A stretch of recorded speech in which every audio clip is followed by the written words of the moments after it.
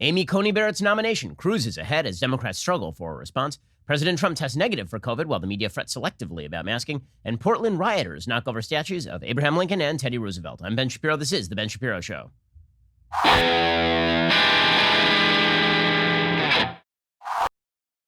The Ben Shapiro Show is sponsored by ExpressVPN. Protect your online privacy today at expressvpn.com/Ben. Alrighty, we have a lot to get to today. We'll get to everything involved in the Amy Coney Barrett hearings. We'll also get to Joe Biden, who continues to stumble over himself, but it turns out that that doesn't matter because in the end, he is making this thing a referendum on Trump. We'll get to all that in just 1 second. First, we are in the final days leading up to one of the most contentious presidential elections in our nation's history. What happens if Joe Biden wins? What if the outcome is uncertain? What if we only have 8 Supreme Court justices? I mean, lots of things can happen. What if the Democrats try to quarterback? Okay, bottom line is that uncertainty is terrible for markets. At the very least, it creates volatility in the markets, and this is why you should be diversified at least a little bit into precious metals. So do what I do. Diversify into gold with Birch Gold, just like I've been telling you to do for years now. Wouldn't it be nice to have a layer of security whichever way the wind blows? You certainly would have found that helpful if you had done what I said back in 2016, 2017. Text Ben to 474747. One of the nice people at Birch Gold will walk you through your conversion of your eligible IRA or 401k into a precious metals IRA, where the physical metal, not ETFs, will be stored securely. Birch Gold, they're people that I trust. I've been working with them for years. They have an A+ rating with the Better Business Bureau, countless 5-star reviews. Go talk to them right now. They're extremely knowledgeable. Ask all of your questions when you feel comfortable. Invest with the team at Birch Gold. Text Ben to 474747. Buy some gold or open a precious metals IRA today. Again, text Ben to 474747. Okay, so yesterday launched the Amy Coney Barrett hearings, and it became quickly obvious that the Democrats have no line of attack against Amy Coney Barrett. Now, the truth was they had no line of attack against Brett Kavanaugh either. He was a very well-qualified jurist, and not only was he well-qualified, but he had not really ruled on anything particularly controversial. Coney Barrett has not really ruled on anything particularly controversial. She's made some statements in her law review articles about how originalism ought to be interpreted, and those statements are well in line with traditional originalist philosophy. So Democrats really don't have a great line of attack, and therefore they've come up with 2 lines of attack on Amy Coney Barrett. One is that she's something out of The Handmaid's Tale. Michael Moore yesterday tweeted out a miscolorized photo of Amy Coney Barrett. She was wearing what looked like a purple/pink outfit yesterday, and he retouched it up so that she was wearing red. And then he tweeted out that she was a member of The Handmaid's Tale because, as it turns out, every woman who has ever worn red is a member of the sex cult in The Handmaid's Tale. Right? It's great. So that means Elizabeth Warren, Elena Kagan, Sonia Sotomayor, Hillary Clinton, Nancy Pelosi, Michelle Obama, all of whom have worn red at one point or another. The only reason that a woman would ever wear red is because she's a member of a cult from the Margaret Atwood novel. The other possibility, of course, is that it has not, I mean, first of all, you had to miscolorize the photo, but second of all, like, it turns out this is just stupid. So one attack on Coney Barrett is that she's religious, and all religious people are bigots, and all bigots ought to be kept off the court. And that line of attack is very dangerous for Democrats. They've been shying away from that one a little bit. The other one is that it is just illegitimate for Republicans to fill the seat. Republicans should never, under any circumstances, fill the seat because Republicans did not fill the Merrick Garland seat. They didn't vote on Merrick Garland. Well, the reason they didn't vote on Merrick Garland is because Merrick Garland didn't have the votes. It turns out that they didn't have 51 votes for Merrick Garland. They do have 51 votes, as it turns out, for Amy Coney Barrett. So they were left with pretty much nothing except screaming and mewling and whining and yelling at the moon. Now, one of the questions here is how this is going to affect the presidential race. A lot of people, including me, speculated that if Democrats went overboard here, it would hurt Joe Biden, in the same way that going overboard against Brett Kavanaugh and calling him a gang rapist hurt Democrats for a brief moment in time before Trump redirected the nation's attention toward the caravan, the illegal immigrant caravan moving up through Central America, Central and Latin America. Now, the Democrats have been careful not to do that. They've been careful to avoid that particular issue.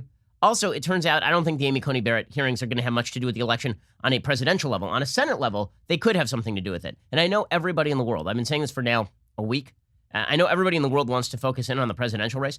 Here are the facts about the presidential race right now. It is not a close race. That is the simple fact of the matter right now. By polling data, it is not a particularly close race. Joe Biden has been up consistently in double digits for at least 3 weeks. Joe Biden in every single swing state is at least running dead even or ahead. That is according to the polls. Now, could it be that Donald Trump is going to pull out a come-from-behind victory at the last minute? Absolutely. There is still time. It is also possible that the polls are off, although they would have to be off by probably an order of magnitude in order for them to be wrong nationally and for Trump to somehow win the popular national vote. But he's within spitting distance in Florida. He's within spitting distance in Ohio. These are all very close states. He is not really within spitting distance right now in Pennsylvania, Wisconsin, or Michigan, according to the latest polling data. He's going to have to draw closer there. But recognize that if you're a conservative, he's not the only person on the ballot. It turns out that your Senate candidates are on the ballot as well. And Joe Biden, as president with a Democratic Senate, is significantly more dangerous to the future of the Republic than Joe Biden as president with a Republican Senate, especially given the fact that there tends to be an off-year election blowback against the party in power in the executive branch, which means that if Republicans were to hold the Senate this time around, then you would imagine they would pick up some seats. This is a bad map for them. You would imagine they would pick up some seats next time around and strengthen that Senate majority. And so you have a number of close Senate races. The ACB hearings actually benefit Republicans in this way because Democrats acting like idiots, particularly from purple states, that does not cut in favor of those Senate candidates. And right now we are starting to see some evidence that there will be some ticket splitting. That wouldn't be a huge surprise. There was some of this in 2018. There were races that Republicans were supposed to lose and they ended up winning. The most obvious one is Ron DeSantis in Florida. He was running against Andrew Gillum. The media basically suggested that Gillum was a foregone conclusion. And then Andrew Gillum not only lost, but ended up in a hotel room with a gay hooker and some meth. So it turns out good decision, Floridians, for Ron DeSantis. In any case, there's the possibility of ticket splitting even if Trump were to lose. This is not conceding that Trump is going to lose the election. It's just recognizing the political realities on the ground, which is a lot of very tight Senate races, and by polling numbers, a lot tighter than the presidential race at this point. And the Amy Coney Barrett hearings could have some impact on that because you do have some swing state senators who are involved in the Amy Coney Barrett hearings. Like right now, if you look at the Senate statistics, Steve Daines has picked up some ground. He was down a little bit to Bullock in Montana. He now looks like he is in the lead. In the North Carolina race, the Democrat Cal Cunningham has been hit with a sex scandal. There are not a lot of great polls that are out right now. There's one poll that came out, I guess, in the last week, and that one had Cunningham up fairly solidly over Tom Tillis. But again, I expect that one to draw a lot closer. Lindsey Graham was suspected to be running dead even. There's a new poll out today showing Lindsey Graham up fairly substantially. Those Senate races matter an awful lot. So right now, I'm telling you, if you're a Republican, and you have to choose. You don't have to choose, but if you have to choose whether to give your money to the presidential race or whether to give your money to your Senate candidate, give your money to your Senate candidate. Truly.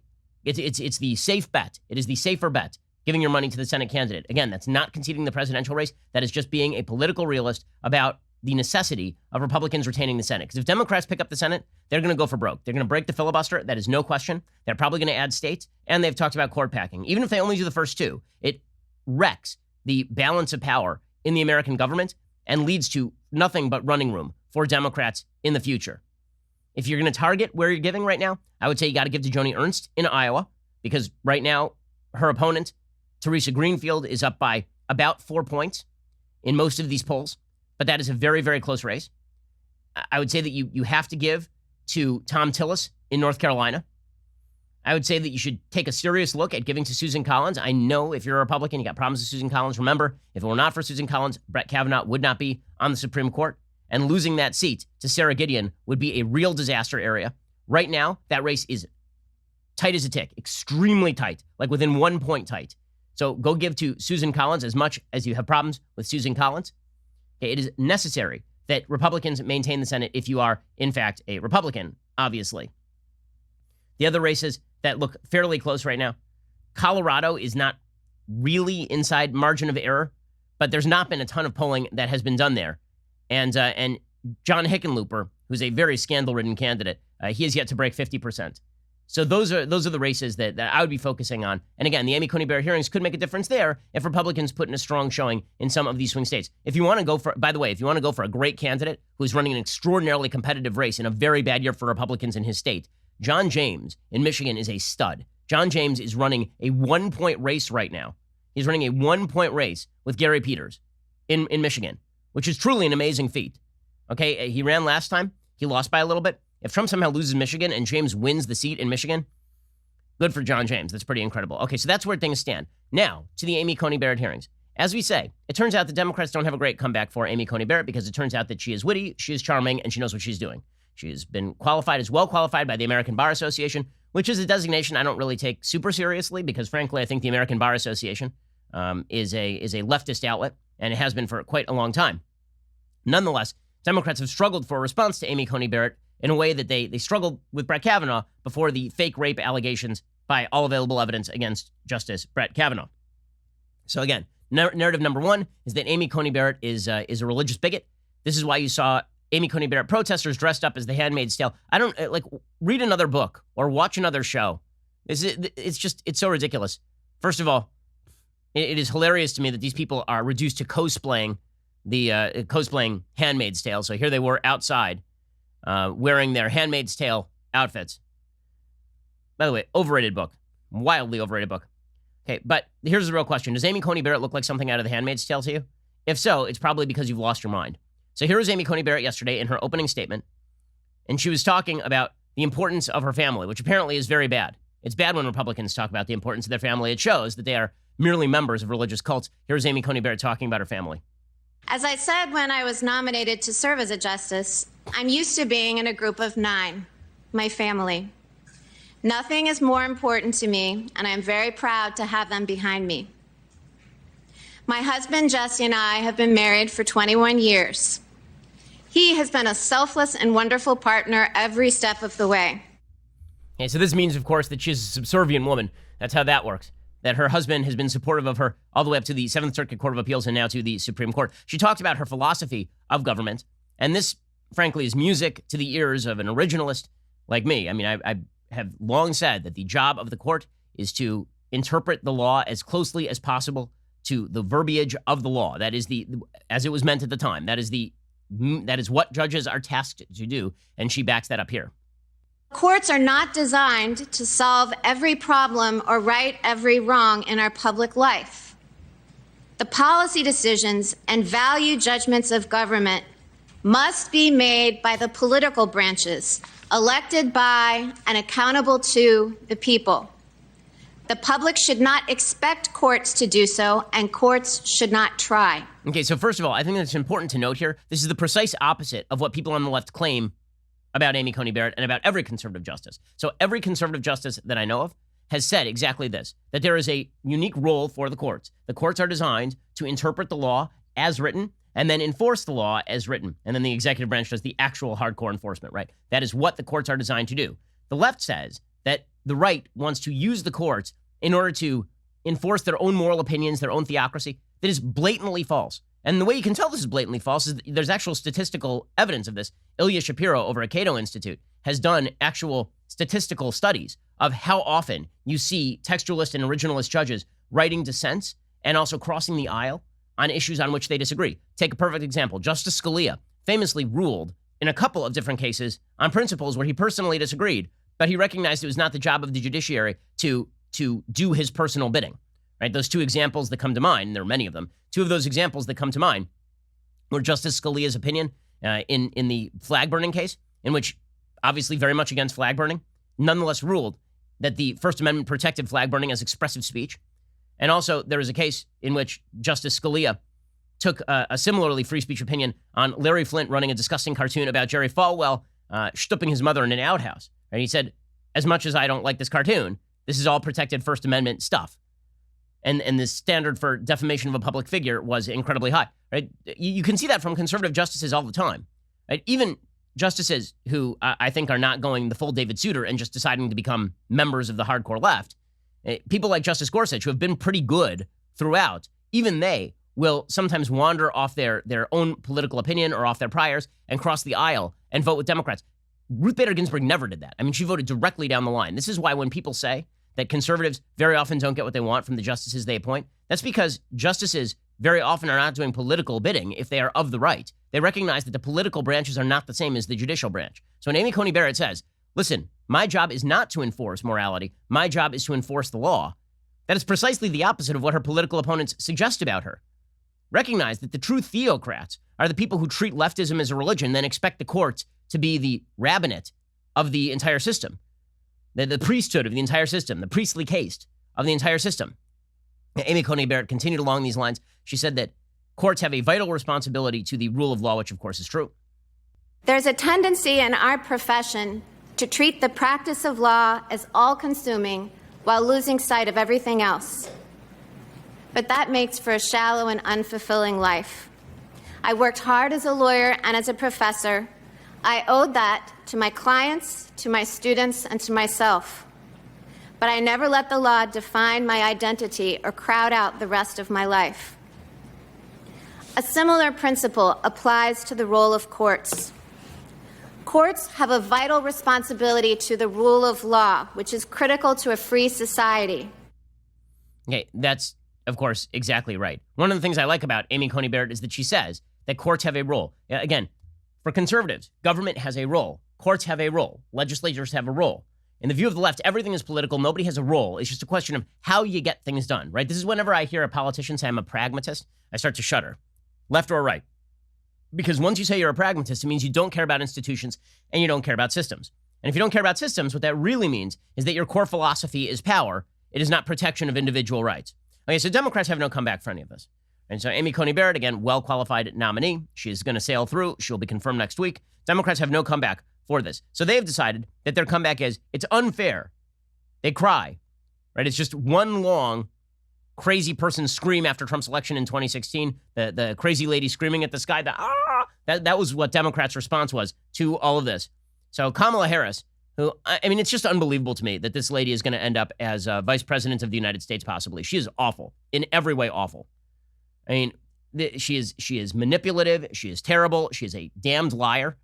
And the fact that there are people on the left who actually like her is astonishing to me, considering how dishonest she is. I have a lot of sympathy for the Bernie Sanders left, who looks at Kamala Harris and they say, this lady's just, yeek. she really is. She's bad. I mean, there are many women inside the Democratic Party who are not this, right? Amy Klobuchar would have been a much better pick for Joe Biden. But again, Biden thought that he had to please the intersectional base of the Democratic Party. We'll get to Kamala Harris and her take on the Amy Coney Barrett nomination in just 1 second. First, let's talk about how you protect your home. So I'm deeply concerned about security. I've always been deeply concerned about my security, but not just about my security. I want to make sure that I can keep an eye on my kids.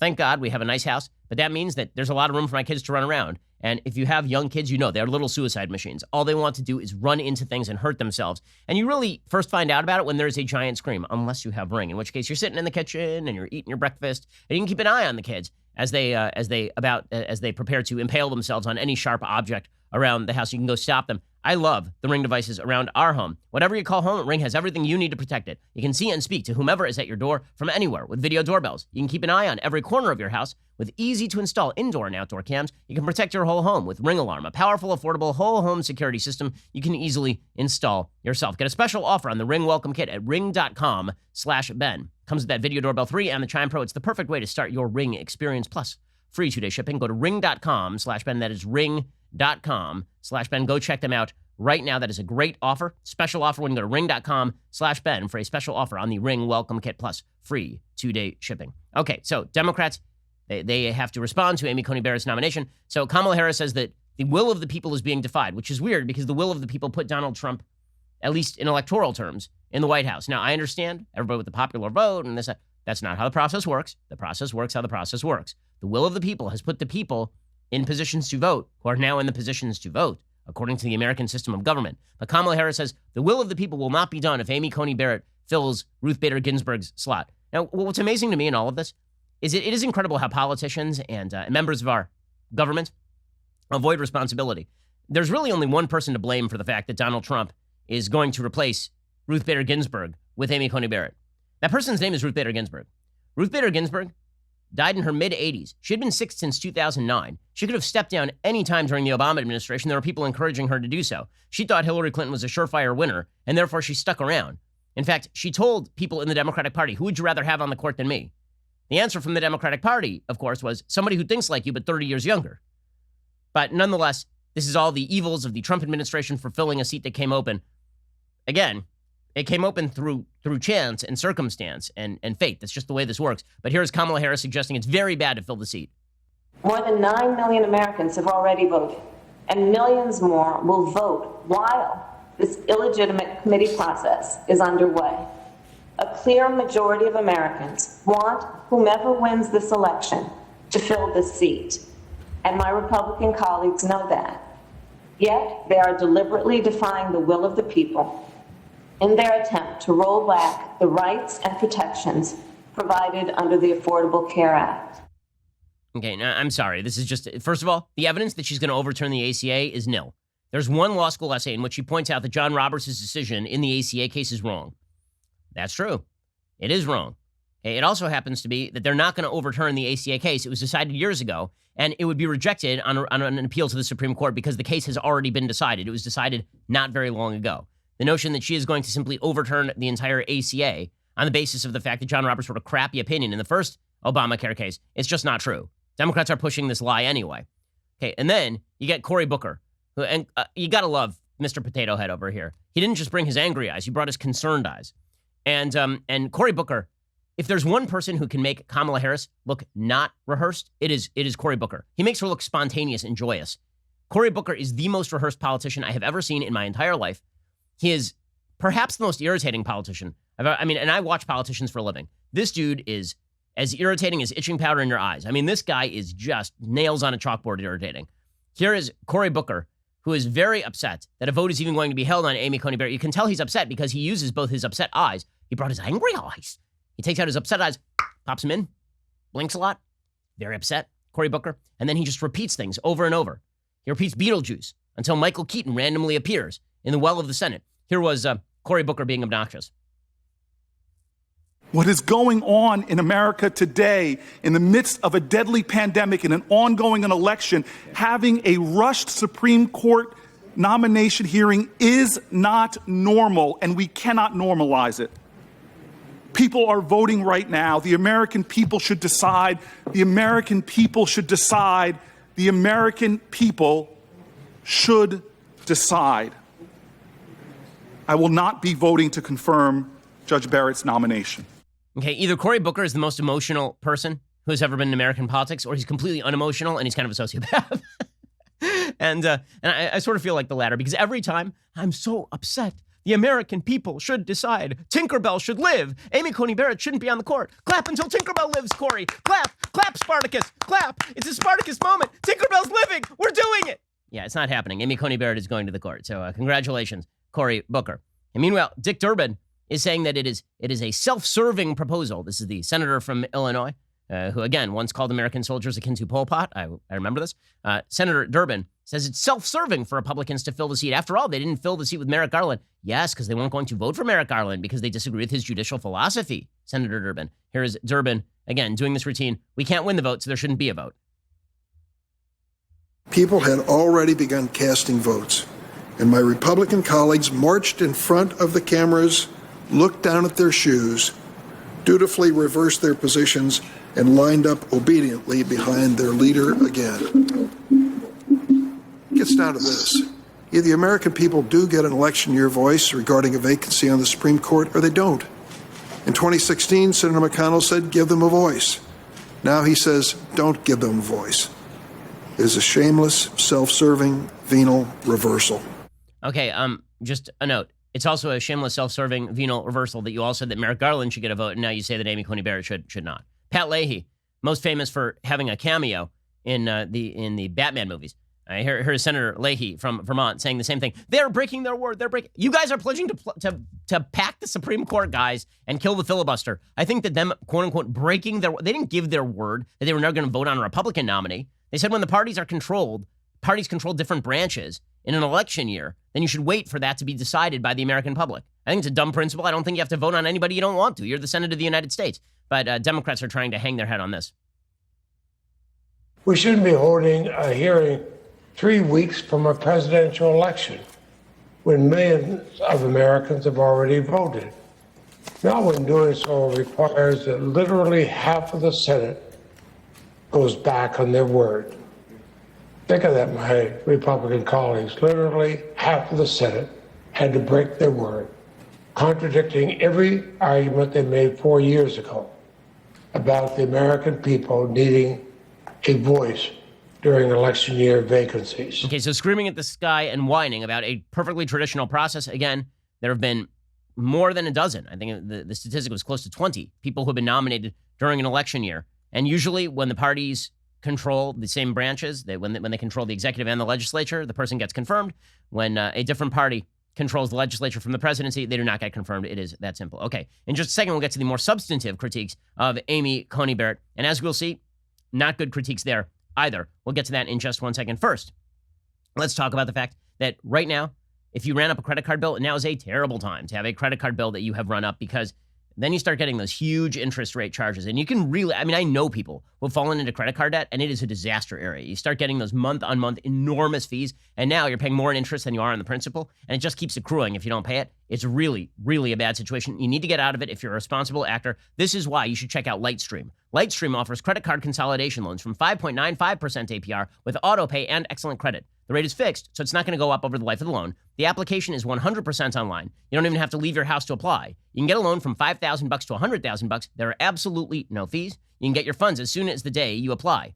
Lightstream believes people with good credit deserve a better loan experience. That's exactly what they deliver. People love Lightstream. Customers know that they are saving not only time and money, but maybe their financial future. My listeners can save even more with an additional interest rate discount. The only way to get that discount is to go to lightstream.com/Shapiro. That's lightstream.com/Shapiro. Lightstream.com/Shapiro. Go check them out right now. Subject to credit approval. Rate includes 0.50% auto pay discount. Lowest rate requires excellent credit. Terms and conditions apply. Offers are subject to change without notice. Visit lightstream.com/Shapiro for more information.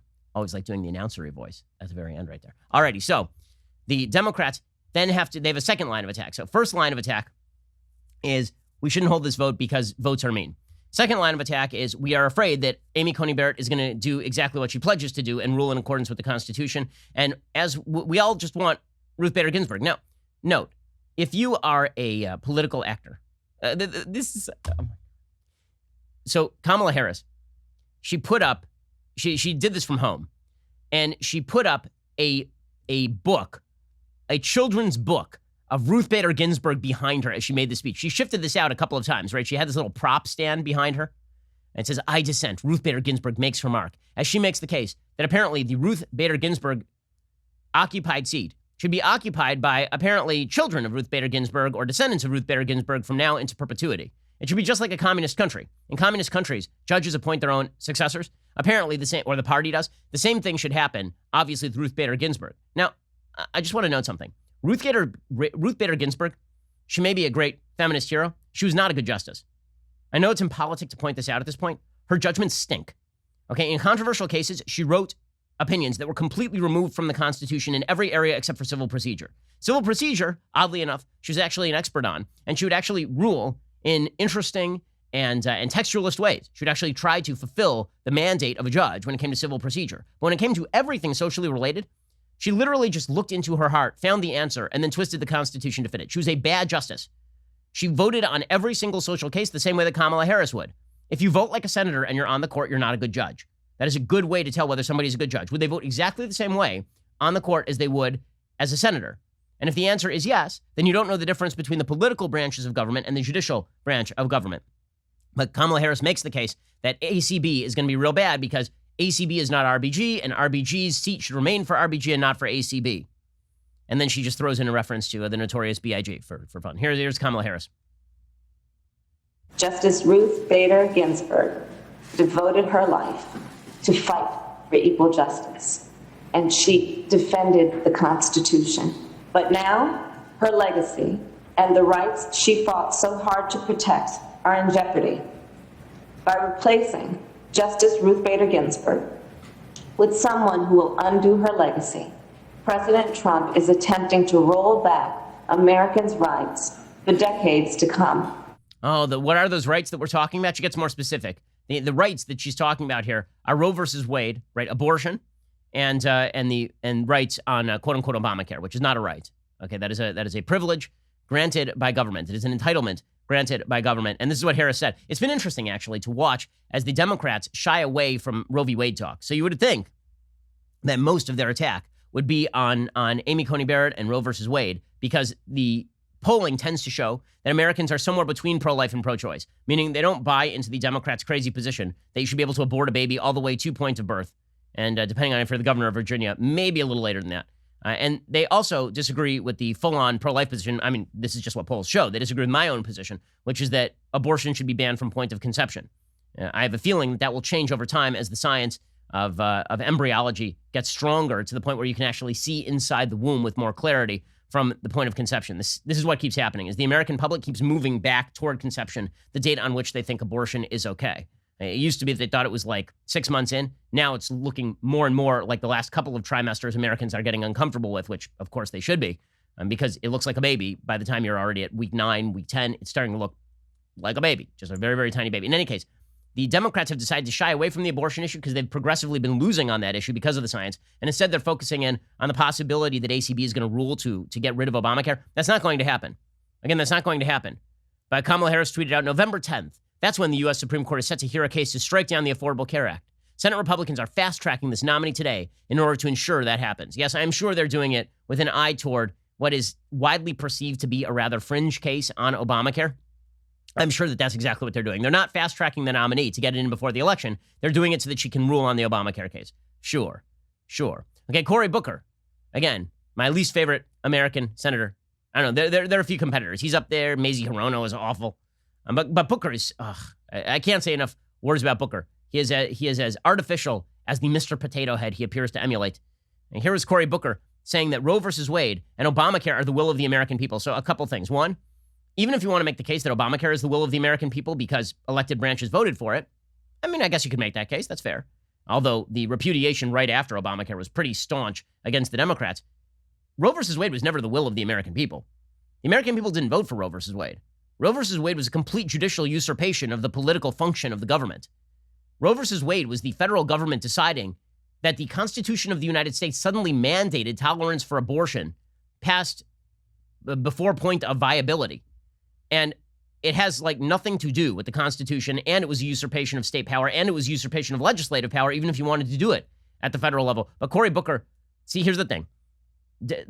Too many Democrats believe in the Rousseauian will of the people. Namely, if something I like happens, it's because it was the will of the people. If something I don't like happens, it's because it was not the will of the people. So the same Democrats who say that Obamacare was the will of the people because the elected branches did it, say that Amy Coney Barrett should not be on the court because the will of the people disagree. In other words, the will of the people as a phrase sounds suspiciously like I agree with it to Democrats. So here is Cory Booker saying that everything he agrees with is the will of the people. We're here because in the middle of a deadly pandemic, in the middle of an ongoing election, Senate Republicans have found a nominee in Judge Barrett who they know will do what they couldn't do, subvert the will of the American people and overturn the ACA and overturn Roe v. Wade. That's what this is about. That's why we're here. It's very simple. Senate Republicans know the American people don't want this, but they don't care. Okay, that's not even true. By polling data, a plurality of Americans are totally fine with ACB being nominated. Then you get Pat Leahy, who's here to explain that a Catholic mother of 7, one of the most powerful females will be in America and in American history. Pat Leahy says that she will be harmful to women. Yes, I definitely trust Pat Leahy on what's harmful to women. They're scared, Judge Barrett. They're scared that your confirmation would rip from them the very health care protections the millions of Americans have fought to maintain, and which Congress has repeatedly rejected eliminating. They're scared that the clock will be turned back to a time when women had no right to control their own bodies, and when it was acceptable to discriminate against women in the workplace. Okay, if women are scared of that, it's because they've been misinformed by Democrats, and women who are scared of it are uninformed. Okay, we are not living in a world where abortion is on the menu in terms of banning abortion wholesale. As much as pro-lifers like me would love to protect every unborn life, it is a state issue. It will remain a state issue even if Roe versus Wade were to be discarded. Okay, it is just as simple as that. And when he says that women are afraid that they're going to be forced from the work, like discriminated against in the workplace, like what the hell is he talking about? Discrimination against the workplace is discrimination in the workplace against women is federally illegal under Title IX of the Civil Rights Act. What the hell is he talking about? It's just, I'm sorry, the Democrats' case is absurd. Meanwhile, Republicans are reveling in their chance to actually talk about the Constitution. Lindsey Graham, who's now opened up a rather substantial lead, like a 6-point lead in South Carolina, according to the latest polling data. He was running dead even until a moment ago. He's getting a chance to be Lindsey Graham 2.0 in this hearing. Lindsey Graham's best moments have been in judiciary hearings. He was great during the Brett Kavanaugh hearings. He was good yesterday. Here was Senator Graham talking about our constitutional duty.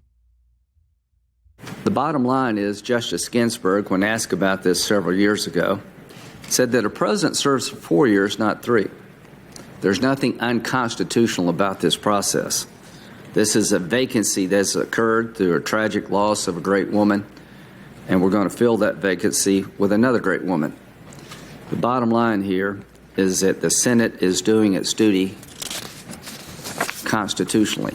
Okay, that, of course, is true. Ted Cruz points out correctly that the Democrats see the judiciary as a policy-making body. They do not see it as a body designed to interpret the law. Of course, this is true. Democrats and Republicans have fundamentally different visions of the court, of what the Supreme Court is supposed to do, what its function is. Democratic senators view the court as a super legislature, as a policy-making body, as a body that will decree outcomes to the American people. Now, that vision of the court is something found nowhere in the Constitution. And it's a curious way to want to run a country.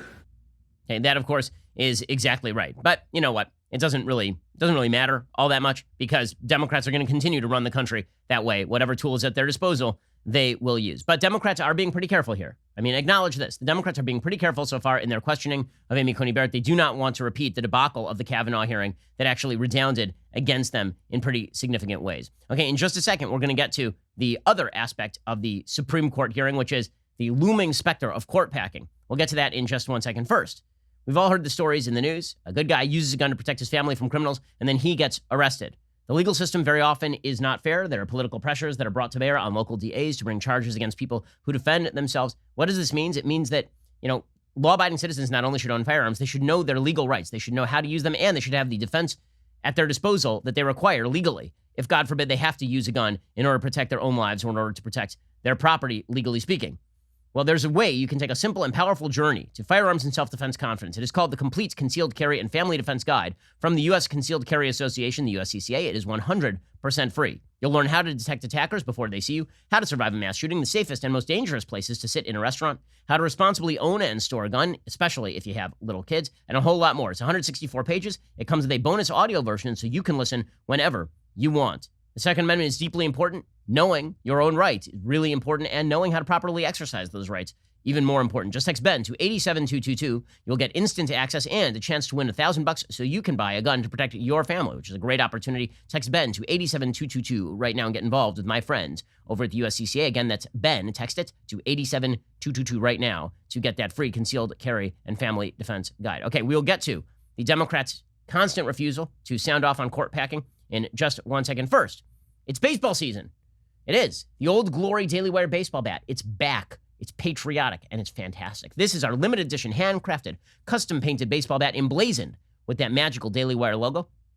When we first put this bat out in a numbered edition a few months ago, it sold out in 48 hours. That was only when it was available to our all-access members. Now anyone, the common man, can purchase it, but inventory is still limited, so get yours before they are gone. Text the keyword baseball to 83400 to purchase your bat today. Again, text keyword baseball to 83400, and you can purchase your Daily Wire Old Glory baseball bat. It's pretty fantastic. And if you haven't already, head on over to dailywire.com/subscribe right now. Become an all-access member. That gets you access to all of our daily content, the Sunday special 1 day earlier, and this right here, the greatest of all beverage vessels, that leftist tears tumbler. Go check it out right now. It overfloweth these days. We'll see how much this thing fills in the future. You're listening to the largest, fastest growing conservative podcast and radio show in the nation.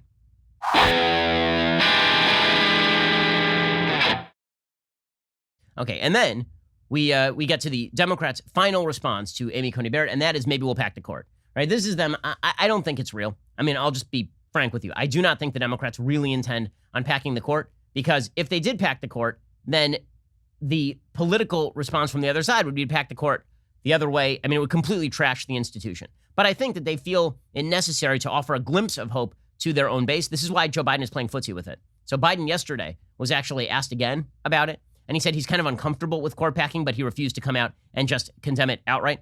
Naturally, the other Democrats are trying to dodge the question as well. Tim Kaine, former vice presidential candidate with Hillary Clinton and senator from Virginia, he was asked about Biden and court packing. He said, Biden doesn't have to answer those questions. He doesn't. Naturally, the good news is that members of the media will never actually hold Democrats to account for this. And I don't even know that members of the public care that much. Why won't he answer that question? Well, I haven't asked him, but I have a pretty good idea, Bill, because it's not his business. The Constitution gives no power to the president or vice president to pack the court. I heard Senator Ernst say, Joe needs to say he won't pack the court. It's not a presidential responsibility. Congress, according to Article 1 of the Constitution, sets the compositions. You haven't heard Joe Biden said he would send a plan to the court. I don't think this is a matter for the president at all. Okay, that's a lie. It would have to be approved by the president. He could veto the bill. And there are certain things that the president is not required to get involved with. For example, getting rid of the filibuster. Asking Biden about getting rid of the filibuster, he's the president, if he gets elected. And so he actually has no say in that. He could tell his party not to do it, but the president doesn't actually have a role in that. It's a Senate procedural move. When it comes to court packing, there would have to be a bill signed by the president. So, of course, Tim Kaine is just lying there. Mazie Hirono, the dumbest person in the United States Senate. Cory Booker is the most irritating. Mazie Hirono is probably the dumbest. She dodged on court packing yesterday as well.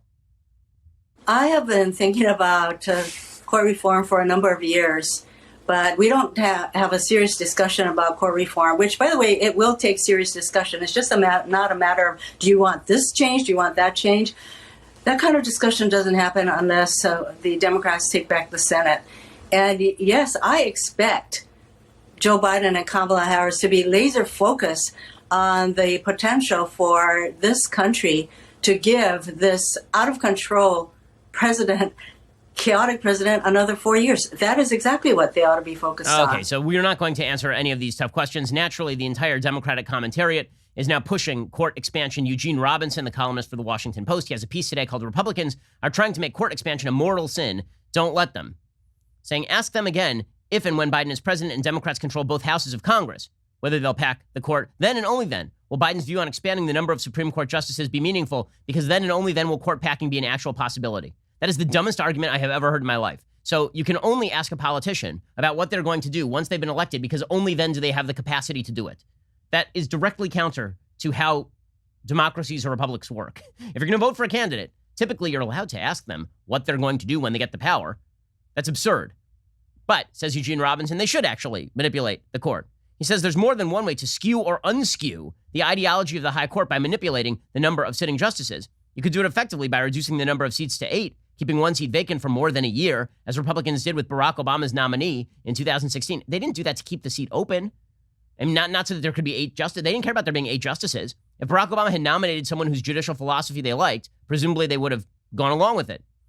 Or he could rush through a hasty confirmation process, says Eugene Robinson. But you could also just pack the Constitution. If Democrats were to win the White House and Senate and keep control of the House, they would have options for how to respond to the long Republican campaign to capture the courts and the shenanigans they've used to pursue it. Expanding the size of the Supreme Court wouldn't be their only option. Okay, recognize something about the courts. Every single norm that has been broken around the courts was first broken by Democrats. Okay, it was Democrats who broke the norm around approving qualified judicial nominees by borking Robert Bork. It was Democrats who broke the norm surrounding judicial nominees and treating them with respect during the Clarence Thomas hearings and then again during the Brett Kavanaugh hearings. It was Democrats who decided to nuke the judicial filibuster under Barack Obama. So let's be clear here. Everything Republicans have done, they've done because Democrats set the precedent. It is not because Republicans set the precedent. But in any case, all of this, I think, is all of this may be really a moot point. Maybe we're putting too much focus on the court packing thing. And I say that as someone who cares deeply about court packing. Why? Because it's just one aspect of a simple fact, which is that Joe Biden will not be asked any tough questions from now until the election. Joe Biden is not a coherent person. He's not. And asking him to be coherent is a mistake. He's a doddering old fool. He's been a fool for a while, but now he's doddering and old as well. He cannot string together a sentence. This is why it was such an act of political error for President Trump to keep interrupting him during that first debate. By the way, if you look at the polling data, and I know, every time I cite polls, people start screaming at their phones and their radios.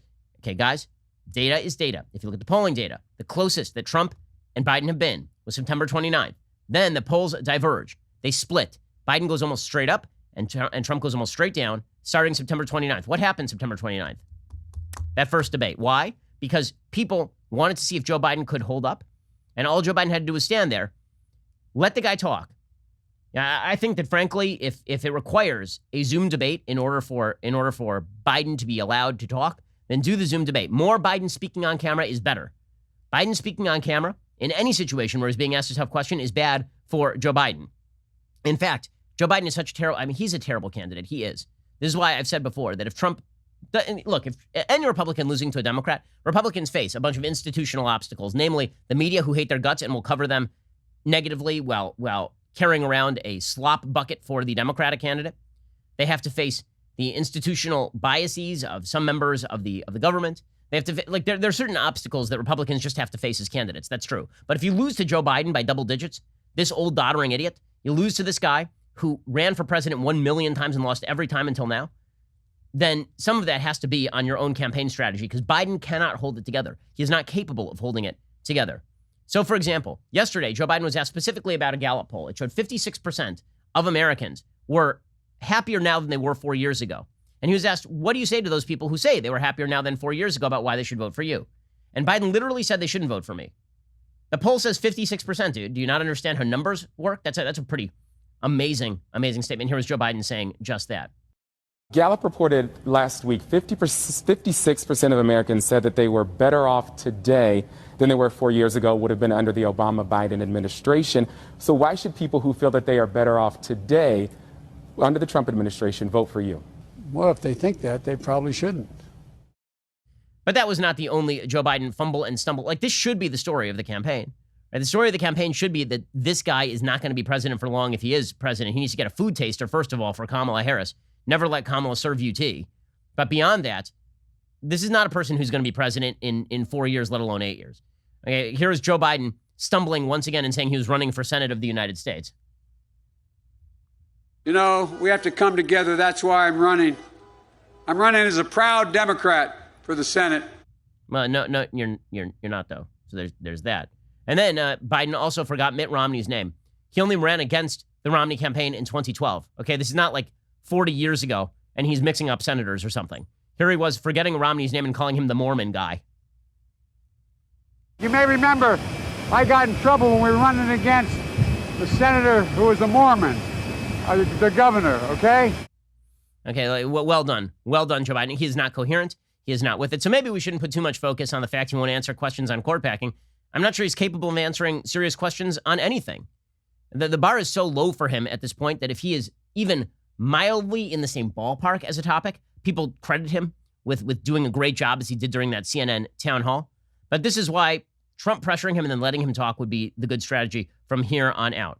By the way, that tactic does work. So Mitch McConnell, the Senate Majority Leader, he is running against Amy McGrath in Kentucky. He's going to beat Amy McGrath. Again, Democrats have poured money down a rat hole running against Mitch McConnell in Kentucky. I feel it's necessary to spend an awful lot of time, or as much time as possible, with Republicans who are capable of articulating conservative principles and pointing out that Democrats stand against a lot of the major institutions of American government. It's why I spent a lot of time on that Pence-Harris debate, where I said, like, if you strip the Trumpian attitude from the Trump administration, all you get is a lot of good policy and some conservative ideology. It doesn't mean everything the Trump administration has done is good. They've spent out the wazoo, for example, but articulation of conservative principle in a solid way is a winner. Here was Mitch McConnell going after Amy McGrath in their Senate race. They had a Senate debate the other night, and McConnell just thoroughly trashed her. My opponent said she's the most progressive person in Kentucky. What does that mean? That means they want to stack the Supreme Court. In other words, add numbers so they can get an outcome that they like. She wants to make the District of Columbia a state, Puerto Rico a state, get rid of the filibuster in the Senate. In short, there's not a dime's worth of difference between my opponent and all of the national Democrats that you've watched. If you give them control of the government, that's what they'll do. This is exactly right. This is why, at the very least, I'm hopeful that Republicans make that argument in Senate races around the country. Again, it is looking much more competitive in the Senate races right now than it is in the presidential race overall. And as I say, if Republicans hold Maine, if they hold Montana, if they hold Georgia, both seats in Georgia, if they somehow take Michigan, if they hold the seat in Iowa, they'll retain the Senate. And that will be a very, very important thing because, again, Democrats in control of the presidency and the House and the Senate is one of the scarier propositions on the ballot. So if you're going to take that money and donate it somewhere, donate it to a Senate race because those things are real close and the Senate is going to matter an awful, awful lot in coming years. Even if Trump wins, it's going to matter an awful lot. If Trump wins and Democrats take the Senate, nothing's getting done. So those Senate races matter an awful lot. More focus on the Senate, less on the presidential race is my quick sort of political pick for the day. Okay, meanwhile, controversy has broken out over COVID once again.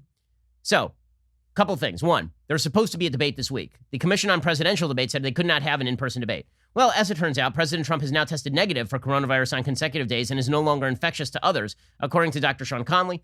He said in a statement in response to your inquiry regarding the president's most recent COVID-19 tests, I can share with you he has now tested negative on consecutive days using the Abbott Binax Now antigen card. It is important to note this test was not used in isolation for the determination of the president's current negative status. Repeatedly, negative antigen tests taken in context with additional clinical and laboratory data, including viral load, subgenomic RNA, and PCR cycle threshold measurements, as well as ongoing assessment of viral culture data, all indicate a lack of detectable viral replication. This comprehensive data, in concert with the CDC's guidelines for removal of transmission-based precautions, have informed our medical team's assessment the president is not, in fact, infectious to others. So that means that it has been a mistake for the Commission on Presidential Debate to cancel the debate, but no shock there. They stepped in just in time to save Joe Biden from a second debate. Okay, meanwhile, Trump out on the campaign trail in his post-COVID state, and things are getting exciting out there. So President Trump danced to YMCA. He was down in Florida, in Sanford, Florida, doing a big rally. And here was the president looking enthused and healthy and ready to go.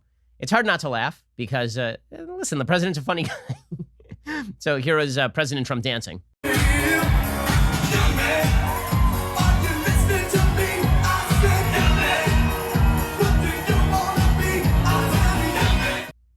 That's a look. It's a look. It's a thing. It's a thing that has happened in human history. And then Trump, obviously very excited to be back out on the stump, and he says he's going to wade into the crowd and kiss people. Some of us actually predicted this, right? I said that he was going to body surf, he was going to jump out into the crowd, get carried around on the shoulders of various Trump supporters.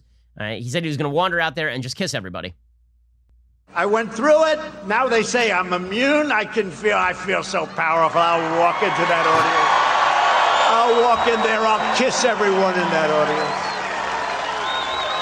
I'll kiss the guys and the beautiful women and everybody. I'll just give you a big fat kiss. Okay, so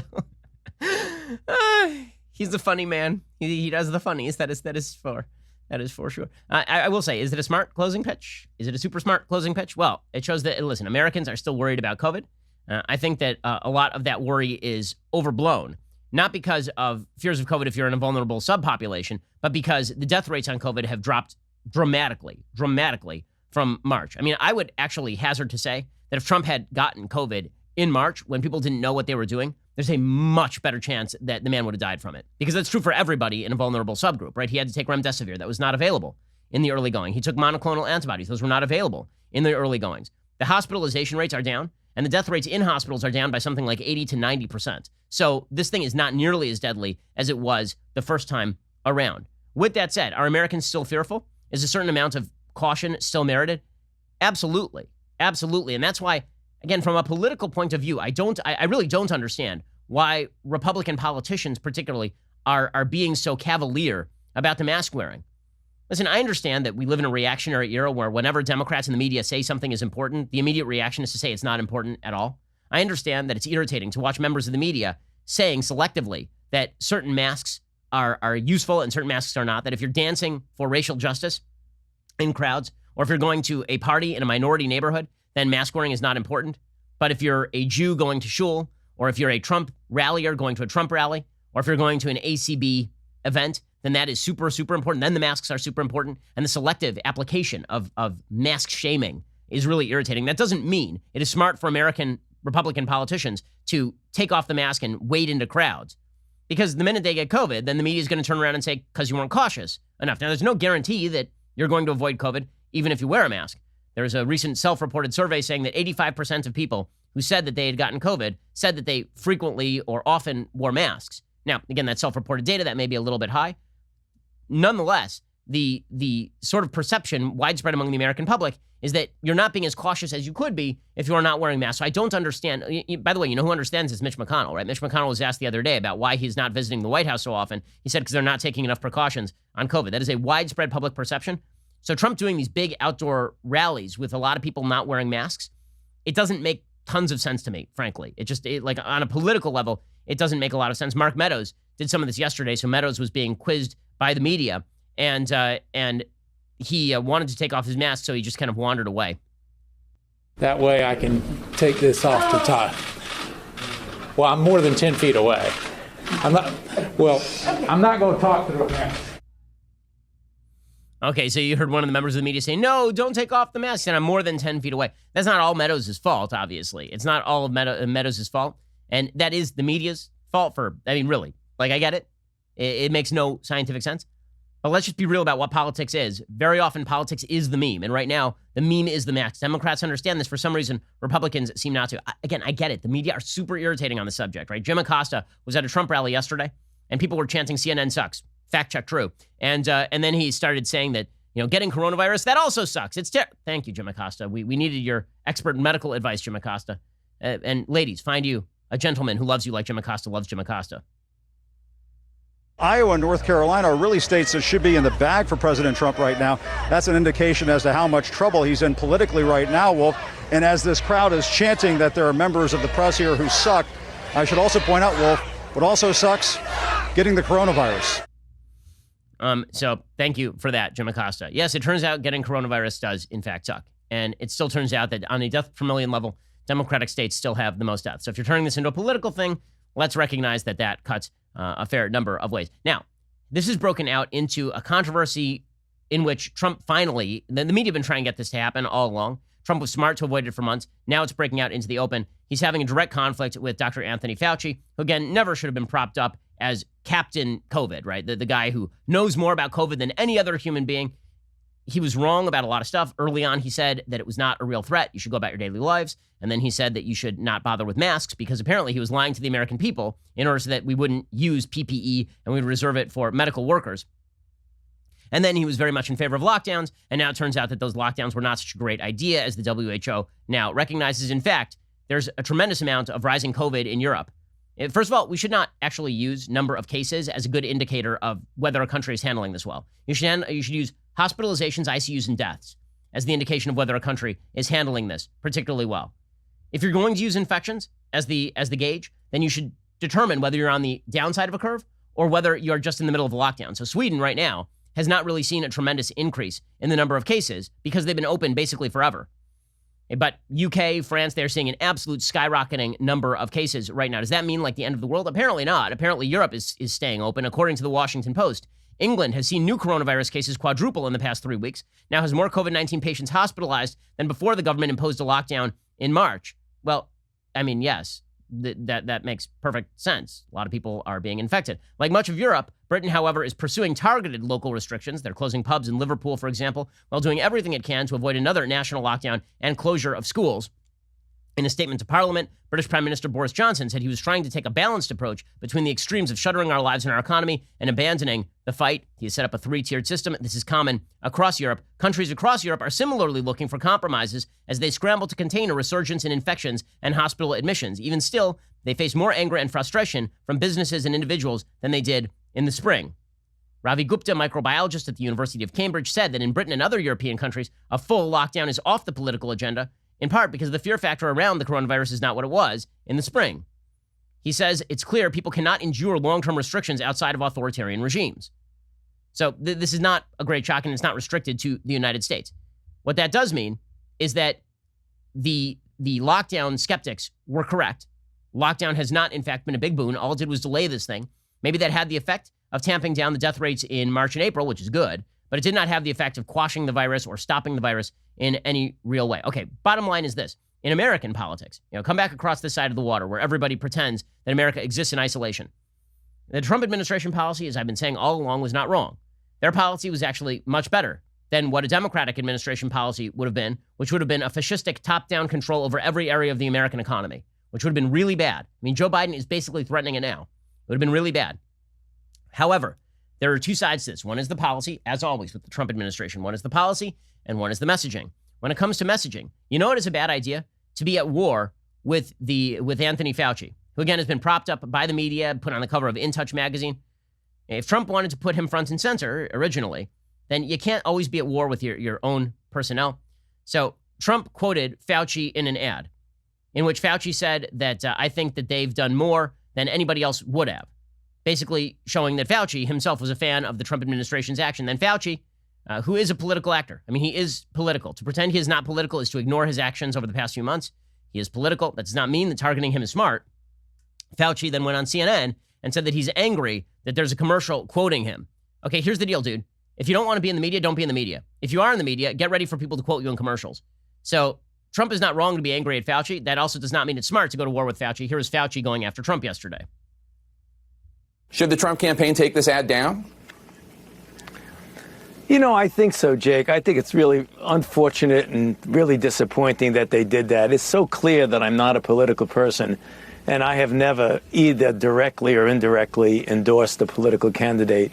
And to take a completely out of context statement and put it in, which is obviously a political campaign ad, I thought was really very disappointing. Okay, so there he is going after Trump. By the way, the statement was not really out of context. It really was not. And there's Fauci going after Trump. Look, he doesn't like Trump. It's pretty obvious Trump doesn't like him. Fauci did have to admit that Trump is right about being immune to the virus at this point. The problem with the word immune, it means different things to different individuals, Jake. If he means that he's been infected and having been infected and recovered, that he will not get infected again, that's true for a limited period of time. What we do not know is how long that protection lasts. So technically speaking, the fact that he has recovered from an immunological standpoint, he has an immune response in him that very likely would protect him from being reinfected. Okay, well, the media are disappointed in this answer because they've been proclaiming that Trump is lying when he says he's immune. Okay, but again, here, Fauci is, to pretend he's not political is a mistake. Here's Anthony Fauci suggesting that he can't think of any reasons for excess COVID deaths except for COVID. Now, it is true that the excess deaths year on year are largely attributable to COVID. It's also true we've seen excess deaths in terms of suicide and depression. We've seen deaths of despair. We have seen excess deaths in terms of people who didn't go to the hospital when they should have gone to the hospital. So there were excess deaths that were attributable to lockdown, and it is unscientific. It really is for Fauci not to at least acknowledge that. Do you think that this is a sign that we are actually undercounting coronavirus deaths? Yeah. You know, you can't say for sure, Jake, but it certainly suggests that that is the case, unless you can find another reason, which I can't think of there being these excess deaths in the context of coronavirus. You'd have to make an assumption that is reasonably possible, if not likely, that those are deaths that are related to corona and they're just not being counted. Okay, and then Fauci got political again. He was asked about rallies. Now, again, he was perfectly willing to answer when it came to rallies, Trump rallies, saying that these political rallies, they're asking for trouble, they're really bad. Do you remember Fauci being particularly vocal about the giant racial justice rallies that were happening across the so-called racial justice rallies that were happening across the country? I don't remember him being a leader on that particular issue. I remember him sort of receding into the background. But here was Fauci going after Trump's rallies. Put aside all of the issues of what political implications a rally has and just put that aside and look at it purely in the context of public health. We know that that is asking for trouble when you do that. We've seen that when you have situations of congregate settings where there are a lot of people without masks. The data speak for themselves. It happens.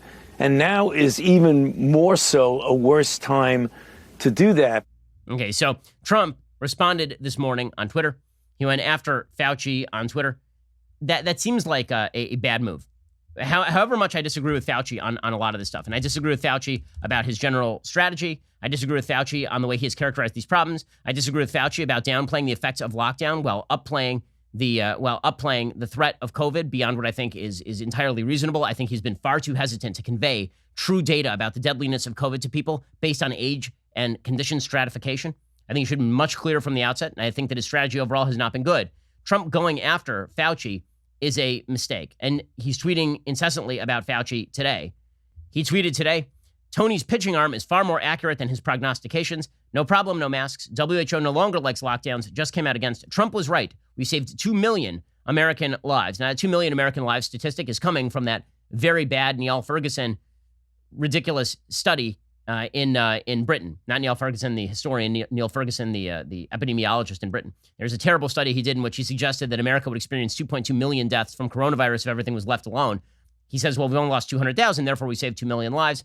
I think that is scientifically dubious, but coming out against Fauci in a time when people are still worried about COVID, and you're saying that you're going to body surf a crowd is just not a good message. It's just not, like, is that your closing pitch? I don't understand how you win an election on that basis, especially because it, again, allows the media to focus in on you rather than focusing in on the absolute incompetence and wild incoherence of Joe Biden and a radical Democratic Party who will do long-term damage to the institutions of the United States. Alrighty, so we'll be back here a little bit later today with 2 additional hours of content. Otherwise, we'll see you here tomorrow. I'm Ben Shapiro. This is The Ben Shapiro Show. The Ben Shapiro Show is produced by Colton Haas. Our technical director is Austin Stevens. Executive producer, Jeremy Boring. Our supervising producers are Mathis Glover and Robert Sterling. Assistant director, Pava Wydowski. Our associate producer is Nick Sheehan. The show is edited by Adam Sayevitz. Audio mixed by Mike Koromina. Hair and makeup is by Nika Geneva. The Ben Shapiro Show is a Daily Wire production. Copyright Daily Wire 2020. Democrat senators humiliate themselves at the confirmation hearings for SCOTUS nominee Amy Barrett. The CDC finds 85% of people infected by COVID wore their masks always or often, and 56% of Americans feel they're doing better than they were 4 years ago. Check it out on The Michael Knowles Show.